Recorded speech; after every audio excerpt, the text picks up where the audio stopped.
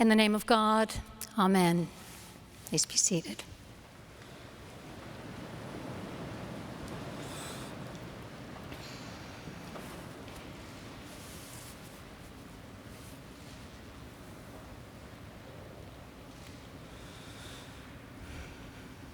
Let me begin by expressing my condolences to the Albright family and to all who were blessed to know Madeleine Albright as a colleague, mentor, and friend. And thank you for the honor of being part of this celebration of her life. It means more to me than I can say. The most important words have already been spoken. And what we have heard about the one who came into this world as Marie Jana Korbel, or Madelinka, as she was known as a child, is a testimony to the theological adage, the glory of God is a human being fully alive. Drawing upon every circumstance and experience, both wondrous and harsh, Madeleine learned to live fully and well, as the Apostle Paul wrote of his own life, when she had little and when she had plenty, in times of hardship and in times of joy. I can do all things through him who strengthens me, Paul wrote. Madeleine, in her writing, is more circumspect about her faith in God, though it runs like an undercurrent beneath every word. I've spent the last 2 weeks reading her memoirs and some of her speeches, which has felt a bit like a master class in life and leadership. I'd like to share a bit of what I've learned. I was especially struck, especially given all that we've heard today, about her capacity for self-reflection, awareness not only of her strengths, but of her vulnerabilities. Her ability to celebrate accomplishments, but also to acknowledge her mistakes. Lives are necessarily untidy and uneven, she wrote. It is important, however, to have some guiding star. For me, she said, that star has always been faith in the democratic process, that each person should be able to go as far as her or his talents will allow. I've also learned about many of you as seen through Madeleine's eyes. She was effusive in her praise and admiration, quick to celebrate your gifts and contributions to her family, to the country, and beyond. She was generous and respectful to those with whom she disagreed, sometimes vehemently on matters of policy. She was discreet, and she had the capacity to recognize, as Brian Stevenson so powerfully reminds us, that each one of us is more than the worst thing we have ever done, or the best thing, for that matter.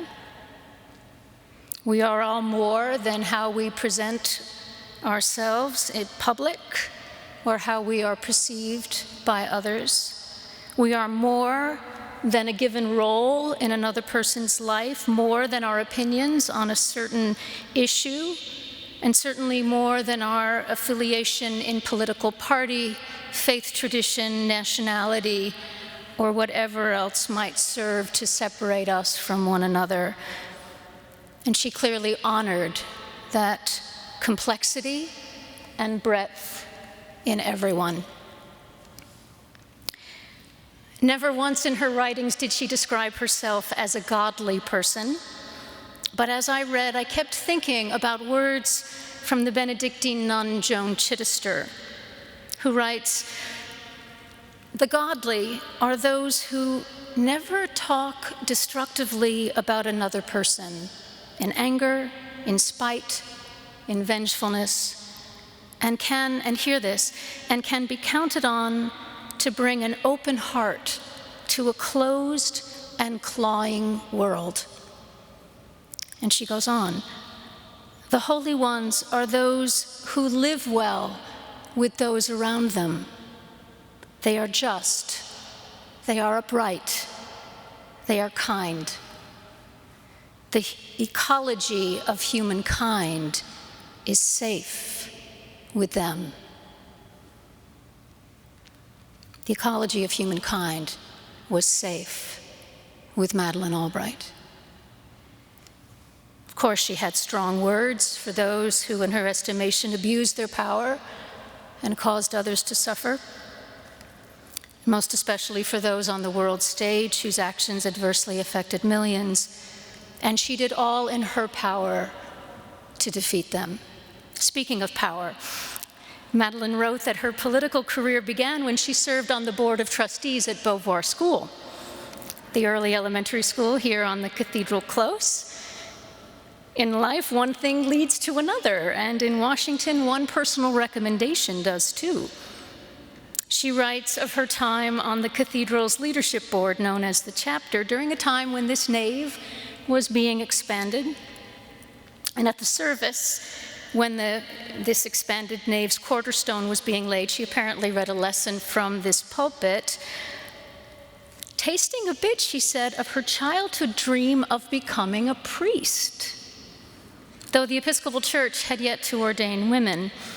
And she claimed that she learned as much about politics on the Cathedral chapter as she did working in campaigns, which you know is true.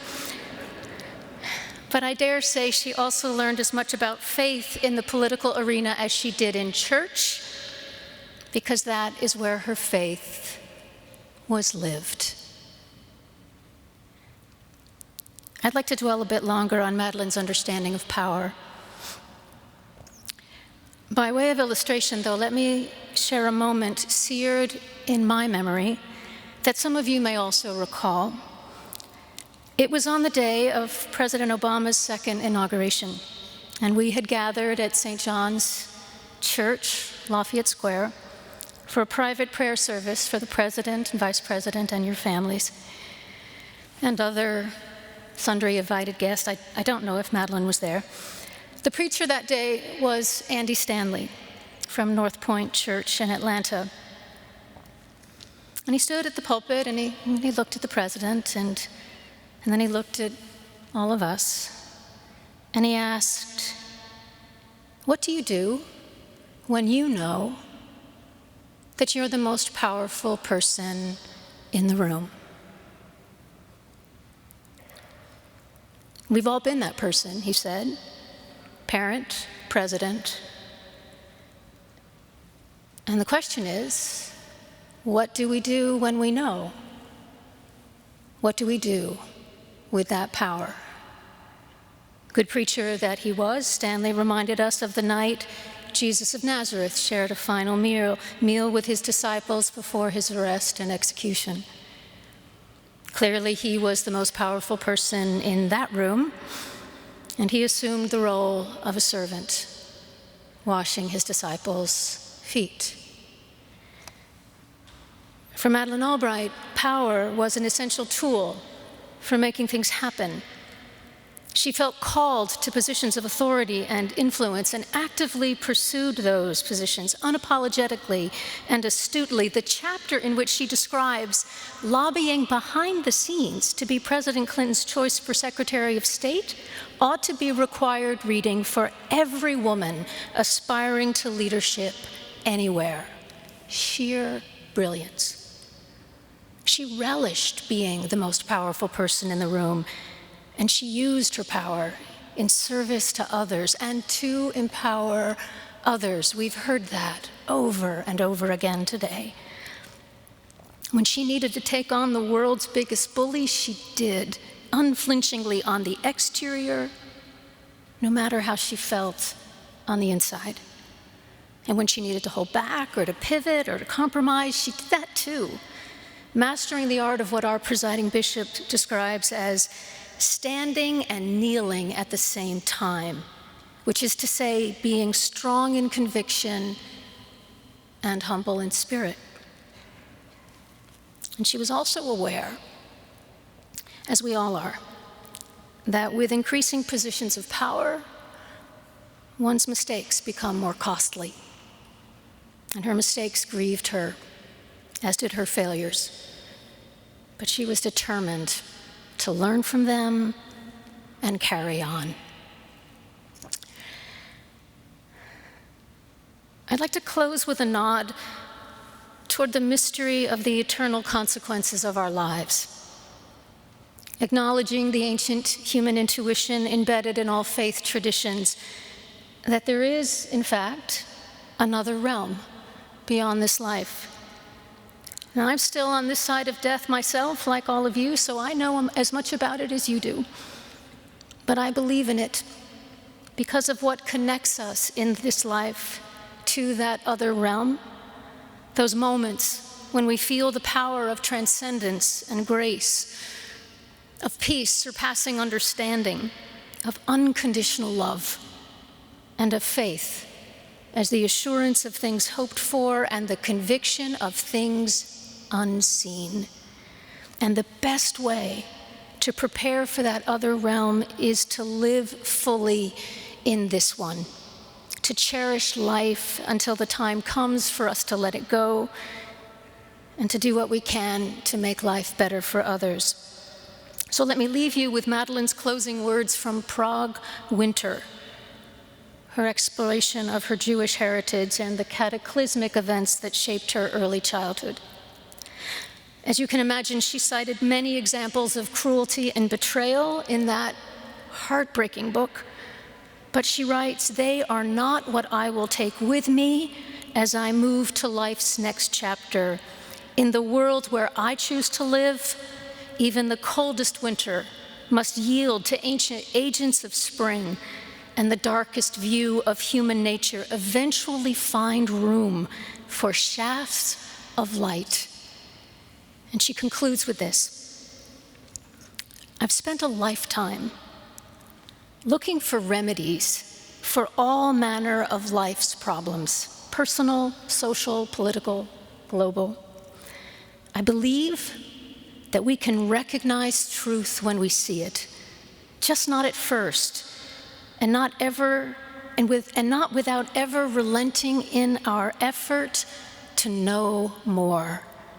This is because the goal we seek and the good we hope for comes not as a final reward, but as the hidden companion in our quest.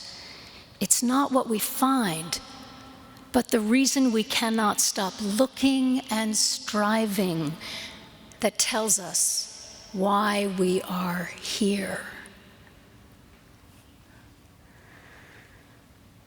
You don't need me to remind you that we live in perilous times. And I have no doubt that Madeline's final words to us would be ones of encouragement to keep looking for the truth, striving for good, and cherishing life in all its wondrous complexity and beauty, to claim our power and to use it for good. She would want us all to follow our North Star. What ultimate purpose guides us in times of grace and adversity and calls us back whenever we stray off course? So leave here today, in the words of Charles Wesley, to do all the good you can, by all the means you can, in all the places you can, at all the times you can, for all the people you can, for as long as you can. And as you do, the God of compassion will go with you, and rest assured that Madeline is cheering you on. Amen.